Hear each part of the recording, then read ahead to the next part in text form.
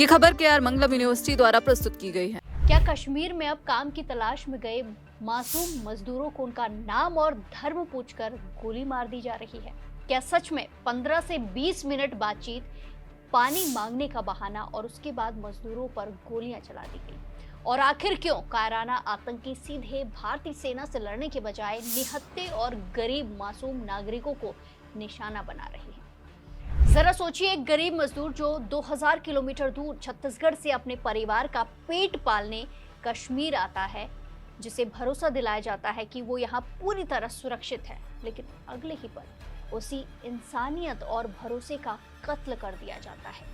दक्षिण कश्मीर के कुलगाम से आई इस खबर ने न सिर्फ पूरे देश को झकझोर कर रख दिया है, बल्कि आतंकवादियों के उस घिनौने और बौखलाए हुए चेहरे को भी बेनकाब कर दिया है, जो शांति और सामान्य होते हालातों को बर्दाश्त नहीं कर पा रहा है। आज बात करेंगे पूरी घटना की रोंगटे खड़े कर देने वाली इनसाइड स्टोरी और इसके पीछे छिपी खतरनाक आतंकी रणनीति पर।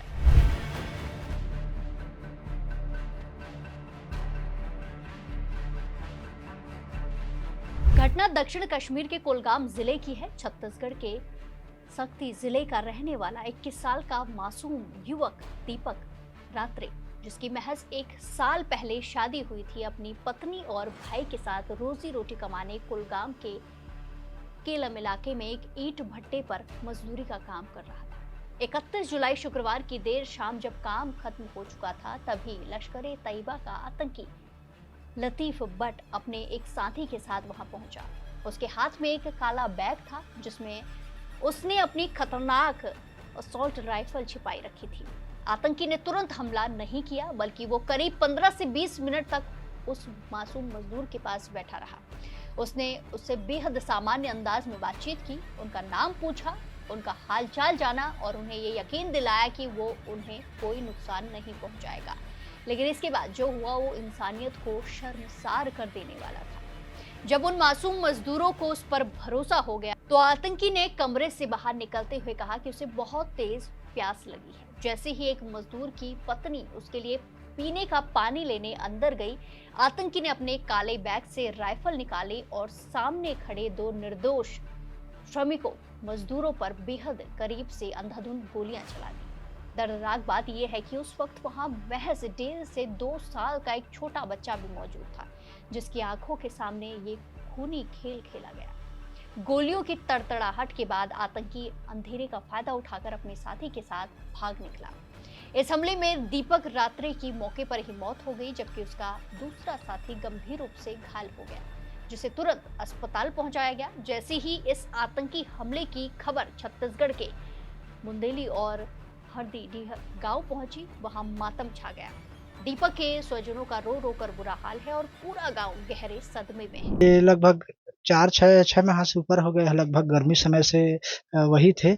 और ये बगल में जो घर बनाने का जो दिख रहा है वो उसी का है, तो अधूरा है। घर का काम पूरा कराने के लिए वो कमाने के लिए ईंट भट्ठा गया हुआ था। अगर कल आपको जानकारी होगी तो हाँ जी, 31 जुलाई 2026 की रात्रिकालीन मुझे 12 बजे लगभग पुलिस के माध्यम से सूचना मिली कि इस तरह से आतंकी हमले में दीपक को गोली लगी है करके। उस समय पूरा तरीके से पुष्टि नहीं हुई थी। इसमें हमारे छत्तीसगढ़ के प्रवासी 2 मजदूर थे, एक बलौदा बाजार का रहने वाला है और एक मेरे भतीजा दीपक रात्रे है। और उसको आतंकियों ने इस तरह से बेरहमी से उसकी हत्या की है कि आप सभी को बता दें कि वो जो जानकारी मिल रही है उसके मुताबिक कि नक्सलियों ने जो आतंकियों ने उसको जाति समाज पूछ करके गोली मारी गई है। ये आतंकियों का कारनामा है। ये देखिए कि उसको जाति पूछ करके जा करके गोली मारी है और एक मजदूर के ऊपर में गोली चलाना। तो ये कहता हूँ मैं शासन से इसके अनुरोध करता हूँ कि इस तरह से जो घटना के बाद में हम इस घटना की कड़ी निंदा करते हैं और इस तरह से जो आतंकी हमला को अंजाम दिए हैं उसको बीच चौराहा में खड़े करके गोली मार देना चाहिए, ताकि किसी भी दीपक या कोई भाई या कोई भतीजे किसी के साथ भी इस तरह से और दोबारा पुलवामा हमले की घटना की जैसे कि आज की पुलगांव की घटना जैसे अंजाम ना हो। और मैं ये कहूँगा कि शासन प्रशासन से कि आज दीपक के जाने के बाद में घर परिवार में उनके कोई नहीं है, तो उनको घर परिवार के लिए एक आर्थिक अच्छा से सहायता राशि दी जाए।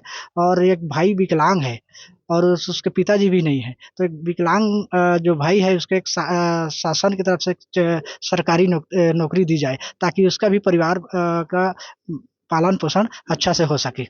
अभी एसडीएम साहब पहुंचे हैं तो और क्या जी, एसडीएम लगातार प्रशासनिक अधिकारी और मीडिया में खबर चलने के बाद में पूरी ये छत्तीसगढ़ के नहीं है, पूरा इंटरनेशनल न्यूज़ है। तो देश विदेश में इस बात की चर्चा हो रही कि भारत के पुलगांव में, जम्मू कश्मीर के दक्षिणी इलाका में इस तरह से रात्रि में ये हमला हुआ है आतंकी। इसका पूरा देश नहीं, पूरा देश विदेश सब इसका कड़ी निंदा कर रहे हैं।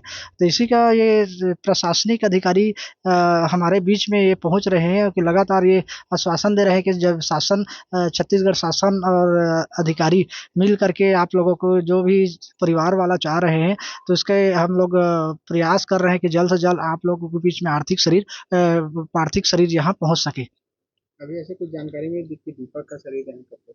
जी, दीपक का शरीर यहाँ कब तक आएगा? डेड बॉडी हाँ, नहीं, यह दीपक का अभी अंतिम संस्कार तो अपना गांव बुंदेली में ही होना है। और कई लोग ऐसा भी है कि अफवाह ऐसे इधर-उधर डाल रहे हैं मामा यहाँ, लेकिन इनका जन्मभूमि है, क्योंकि ये जन्मभूमि में ही अंतिम संस्कार की जाती है।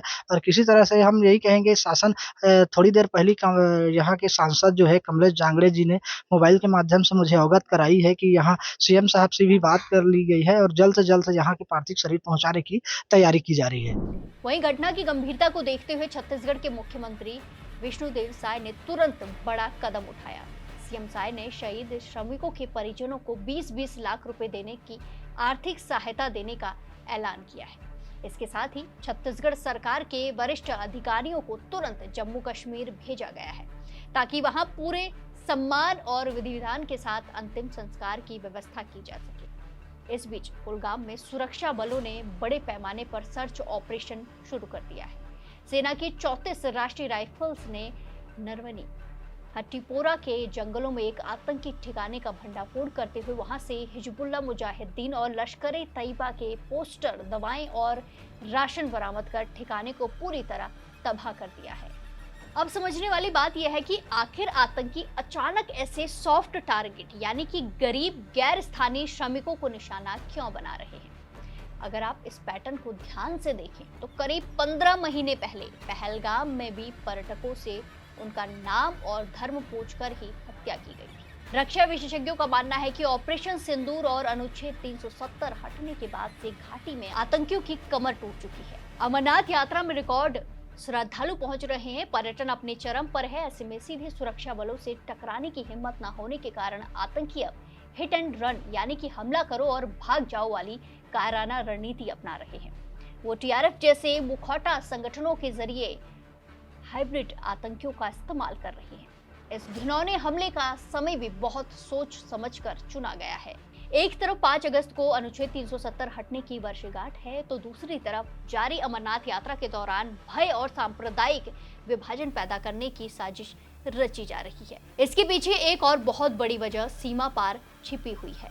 इस वक्त पाकिस्तान अधिकृत कश्मीर यानी कि पीओके के रवालाकोट, मुजफ्फराबाद और मीरपुर में हजारों लोग महंगाई, बिजली और कटौती और इसी के साथ पाकिस्तानी सेना के जुल्मों के खिलाफ सड़कों पर उतरे हुए हैं और आजादी के नारे लगा रहे हैं। पूर्व पुलिस प्रमुख एसपी वैद्य सहित कई खुफिया विशेषज्ञों का दावा है कि पाकिस्तान की जासूसी एजेंसी आईएसआई पीओके में सुलगते इस विद्रोह की आग से दुनिया का ध्यान भटकाने के लिए कश्मीर में दोबारा आतंक का खूनी खेल शुरू करवाने की कोशिश कर रही है। पाकिस्तान और उसके पाले हुए आतंकी चाहे कितना भी नापाक साजिशें रच ले, लेकिन भारत का सुरक्षा तंत्र और देश की एकजुटता इन मंसूबों को कभी कामयाब नहीं होने देगी। निर्दोष श्रमिकों का ये बलिदान व्यर्थ नहीं जाएगा और सेना इन कायरों को चुन चुनकर उनके अंजाम तक जरूर पहुंचाएगी। इस कायराना आतंकी हमले और पाकिस्तान की इस नीच साजिश पर आप क्या सोचते हैं?